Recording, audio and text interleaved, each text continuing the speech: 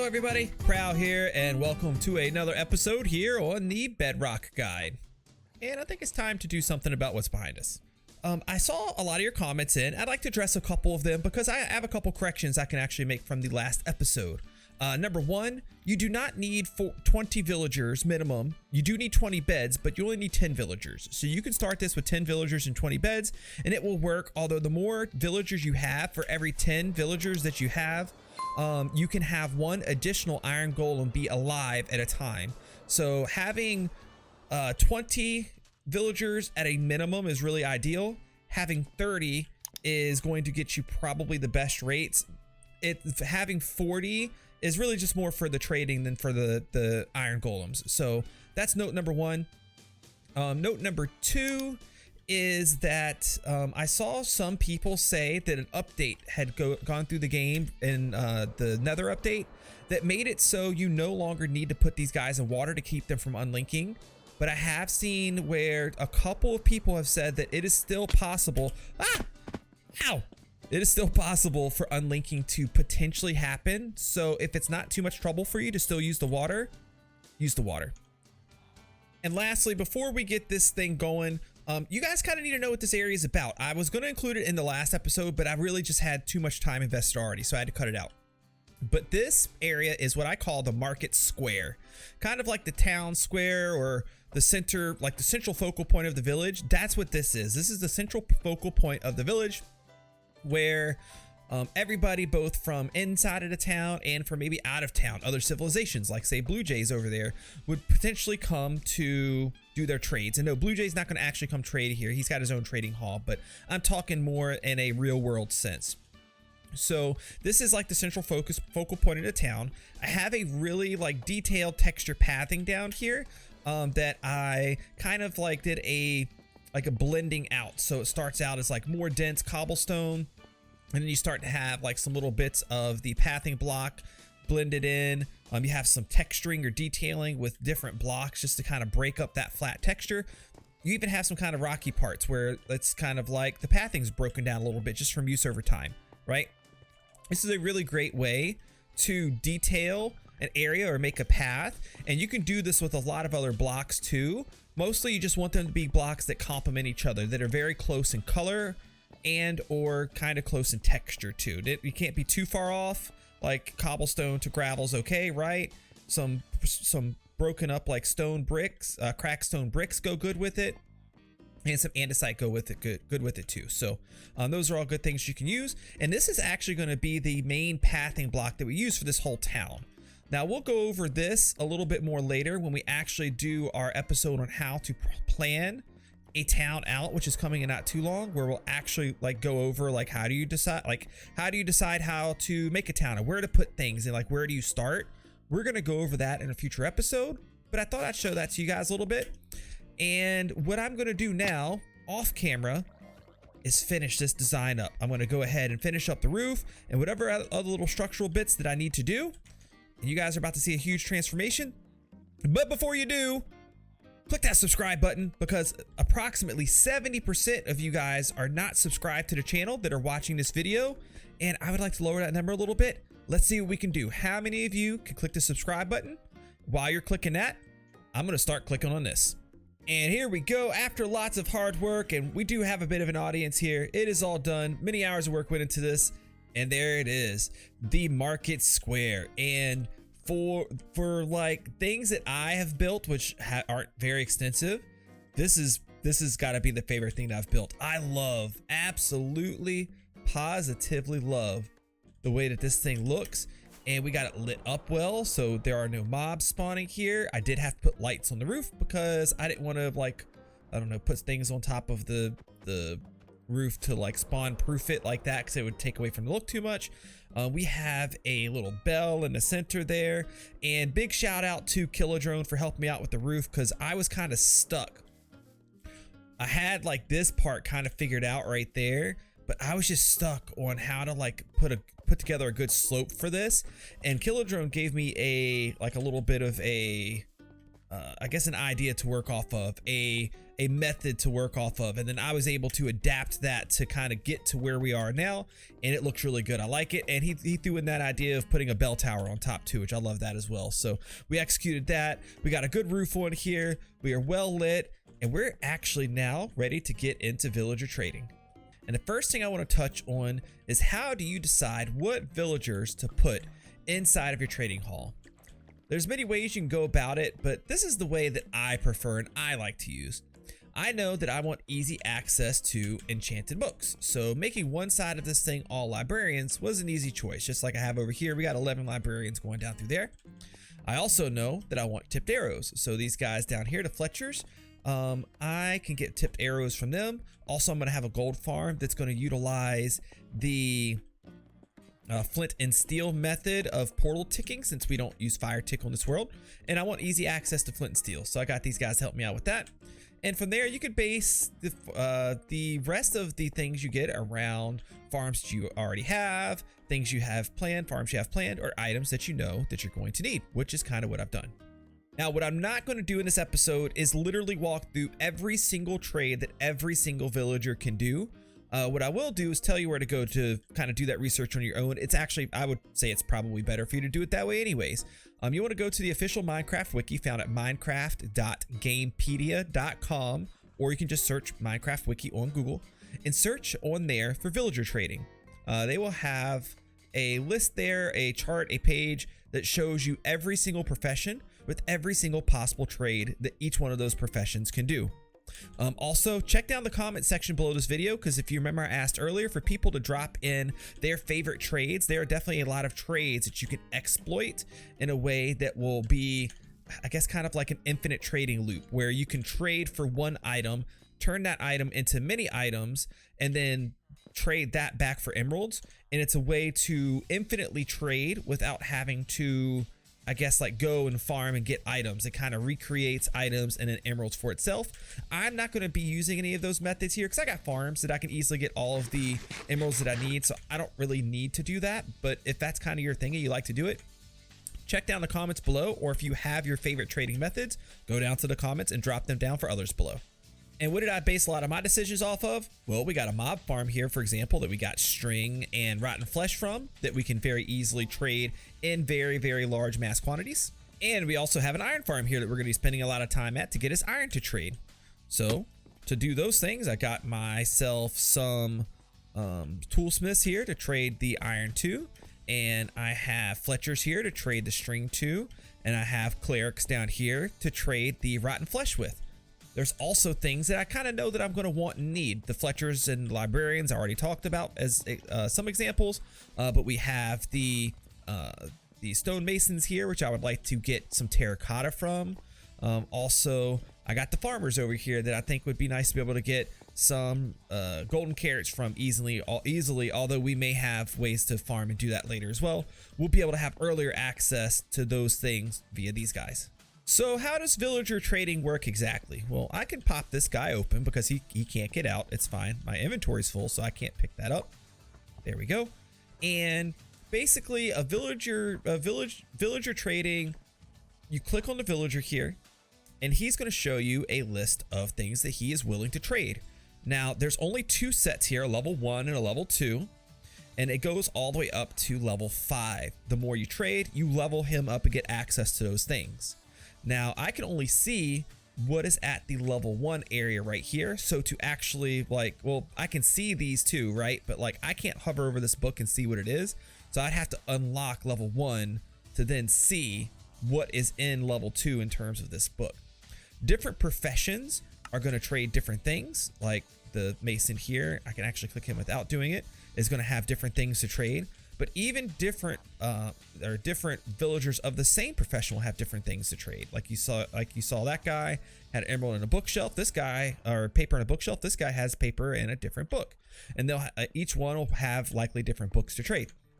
So there's a ton of different possibilities here to choose from, and you're probably going to want to weigh, in some cases, to figure out, or I guess to more select the things that you want to trade with that villager. So when it comes to doing that, especially with librarians, we do want a little bit more control over this, because this guy right here, maybe I don't want to get bookshelves from him. Maybe I want to get a specific book, and I could think of a book that I would like to have, a mending book. And I need one because I need to put one on a bow, because this stupid bow right here has infinity on it and not mending, thanks to a stream of mine that stuck me with an infinity bow. If you'd like to see how that happens, you might want to attend my streams, because I'm not very happy when it does. But in any event, I want this guy to have mending, right? So there's two things or two ways that I can do that. I can either throw away this iron nugget because I don't want that. I can either break the profession block like so, pick it up. He will unlink from the profession block. Eventually. Hello? There he goes. He got stuck. He will unlink from the profession block. I can place the not there, preferably. I can place the profession block back down, and then he will link back up with it, and then now he will have a different trade available. Let's see what he has. And it's still a bookshelf. And then now the second one's not even a book that he can trade.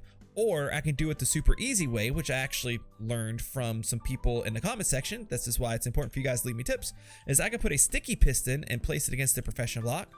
I just simply click, click, and then there he goes. He has changed again. And I can just keep doing this until I see him get a mending book in this first slot right here, or whatever book I like. I know there's a few that I'm gonna want, not Riptide 3. So what I can do is I can keep going through and re-rolling this guy until he has what I'm looking for. And I can do this with every single guy that I want to get a specific trade for. It takes a little bit of time, but it is definitely worth it to have easy access to the things that you want.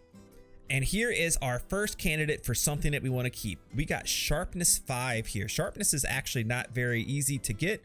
In a higher level, you can't get it through an enchanting table all the way up to Sharpness 5. So now that we have Sharpness 5 here, what we want to do is we want to grab some emeralds, which I don't have. And with the power of editing, I now do have. I could take some emeralds and I can trade with this guy. Although he's going to require 53 emeralds and a book to get Sharpness 5, which I'm not willing to spend that. But I do want to lock in his trade so it doesn't change. So what I'm going to do is I'm actually going to get 24 pieces of paper and then trade that with him. And with the power of editing yet again, I have the paper, and I'm only going to trade once. That's all you need to do right now. I'm going to trade one time. I got one emerald from him, and now that he's got some experience, he is locked. There is nothing that can happen, except for death, that can make this guy lose his trades. So what is it that we need to or can do now? We need to get some discounts, because this guy's a little expensive. Now, I'm going to go ahead and get started with doing this with all of my villagers, but also we need to talk about discounts, because I have some extreme couponing for you guys. I'm going to talk about permanent 1 emerald or 1 item, in the case of like this dude behind me with the paper, trades that will never, ever, ever go away. I get that's the meaning of permanent, right? Yeah, that's right. They never go away. Oh, Prowl, please tell me, how do you do this? How do I get permanent 1 emerald or 1 item trades? What do you do? Well, it's going to take a little bit of work, and will only work this way on hard difficulty. If you don't normally play on hard and you are on a single player world or you own a realm, what you can do is you can change the difficulty to hard while you're doing this, and then change it back to your preferred level after.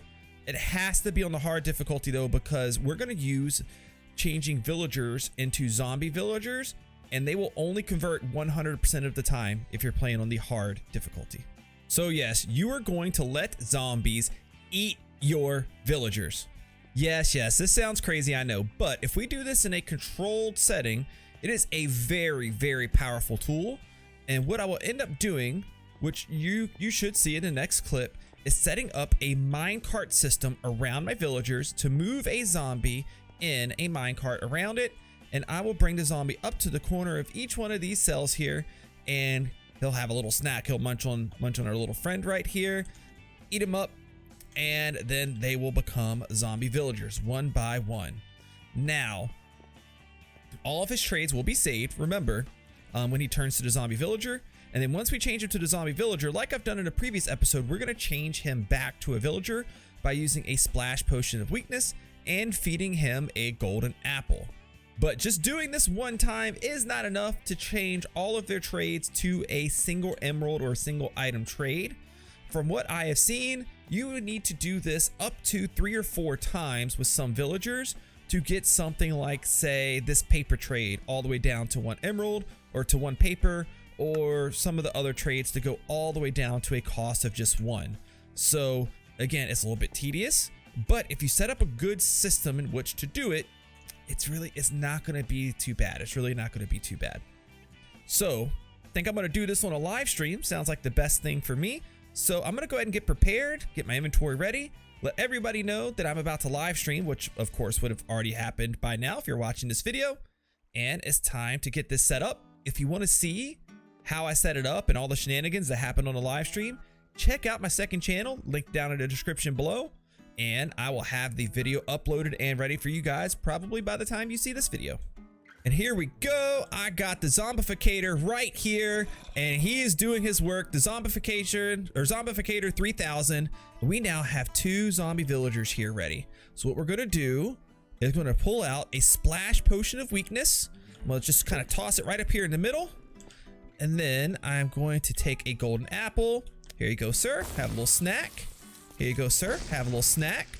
And then these guys' trades have already been locked in. And then once they change, they will have a discount. But remember, we're going to be stacking our coupons today. We're going to stack some coupons up and get multiple discounts.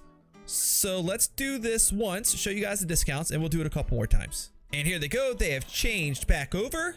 And you see, we have some discounts now. Now remember, these discounts are permanent, but they have not been discounted all the way yet.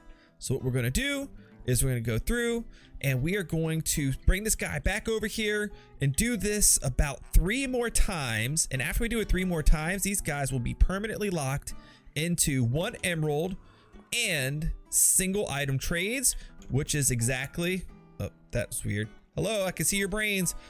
That is exactly what we needed. And 4 zombifications later, as you guys can see, we have single digit trades, number 1, numero uno, all the way down for all of these things, which is so awesome. This guy too, as you can see, this went up because I traded. Still, when you actually like make the trades, the prices can increase until you let them reset and rest long enough, and then they go back down. So that's the only reason that one's all the way up at 15. But everything is now officially at a 1-for-1 trade, and I now got to apply that all the way down. But before we do that, I need to find out how do I get in here to Blue Jay's iron farm? Oh, here it is. Okay, because I need to drop something off for him. And I'm betting he probably has like a trash can for this area. Whoa, which is perfect for what we need. I like that he's actually got the lava flowing in there. That's really cool. Definitely check out Blue Jay's Iron Farm episode. We went 2 totally different routes with our iron farms, and it's super awesome. But we need him to dispose of something for us. So I think what I'll do here, let's leave it close to the entrance so he'll see it as he comes in.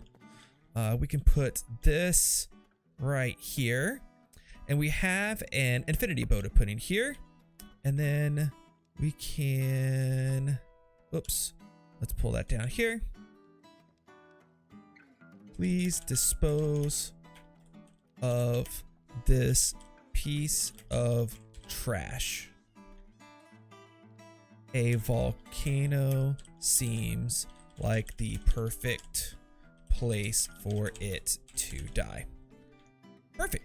So I think Blue Jay will get the hint on what to do with this terrible, infinitely worse than mending infinity bow. All librarians are done, and I have made a little modification. I don't know if it's going to stay this way completely or not, but I wanted to protect these guys a little bit better for the time being. So I'm not using them. I can close the trap door and nobody will try to eat their faces, which is obviously great. But here's what we got. We got sharpness 5, smite 3, quick charge 2, fortune 3. We got a double mending villager right here. When you love mending as much as I do, a double mending villager can always come in handy. As you can see, all the discounts are there. We are at a single trade for everything that we have to pay. That is so awesome. We got silk touch, and yes, this guy also has mending. Efficiency 5, power 5, depth strider 3, Feather falling 4, Riptide 3, Piercing 4, Protection 4, Flame protection, Fire protection 4, Unbreaking 3. Yes, we got Mending yet again, and we got the Bookshelf one and Piercing 4 on that guy. So how did I decide how to get these? For the most part, you guys will probably pick most of the same things that I picked here if you only have a limited amount of villagers. But all of the tool enchantments are important to have, and then you want to get the enchantments that are usually harder to get in an enchanting table. So like Sharpness 5, you can't get in an enchanting table. Neither can you get Power 5 there. A couple of other miscellaneous ones to fill in, like Depth Strider 3 and Feather Falling 4, are usually extremely good to have, like easy access to in case you need to throw something together really quick. Fire protection and regular protection, must haves. You got to have those guys. Unbreaking, of course, Mending, of course, and a bookshelf guy is always good to have, because then you can break those bookshelves, get books to then trade with all of the other villagers to get all of the books that you need. So it makes an easy way of getting books. And then all the other ones are just extra ones that we kind of got down through the list, right? Like this guy, yeah, his first book was Feather Falling, but we also got the Riptide and the Piercing 2 as, you know, just other trades that he had. And it's always a good idea to max out a villager at a time as you work your way down, because you may find that maybe, I don't know, where's one that had 2 that were good? Like this guy right here had Efficiency 5 and Power 5. So when I got Power 5 later down here, I didn't need it because I already knew this guy had it. So a little bit of a pro tip there for you guys to kind of level up as you work your way down. Okay, so a lot of you guys that have been around for a little while probably remember me and BlujayGames doing the resource roulette. And we haven't done that in a while because it seemed like for the most part you guys weren't like super like interested in it. Like a couple of people were having fun with it, but it seemed like something that kind of wore down as time went on. So I have another idea. You guys let me know in the comments down below how you like this idea or not, but I haven't told BlujayGames about this. I want you to drop me a comment down below for a guide challenge, some sort of challenge that you would like to see me challenge BlujayGames to do. He has no idea of doing it. Like I said, we need to make it fun and challenging, but you guys do need to be realistic because he has limited time like I do. We can't throw a challenge on him. It's going to take 20 hours because that might be all the hours he has for a whole week to play and put out an episode. So be realistic, but drop a challenge comment down below, and then I'll look through them. I'll pick the best one, and in the next episode, I'm going to surprisingly drop a challenge on him, and we'll see if he does it. And that's actually going to be it for this episode. I thought I'd come down here, take a look, see how Iron Farm's been doing. It has been pumping out iron just in the time that I've been doing all the little things that I've been doing, which is awesome. We got tons of iron here, and it is now time for us to go. So I thank you guys so much. Thanks for joining me on the Bedrock Guide. I'll see you in the next episode. We got awesome things planned. Oh, do you want to know what we have planned next episode? I've been bugged a whole lot. I don't have all my armor on. I've been bugged a whole lot by a lot of you guys, especially been bugged a lot in stream about not having netherite gear yet.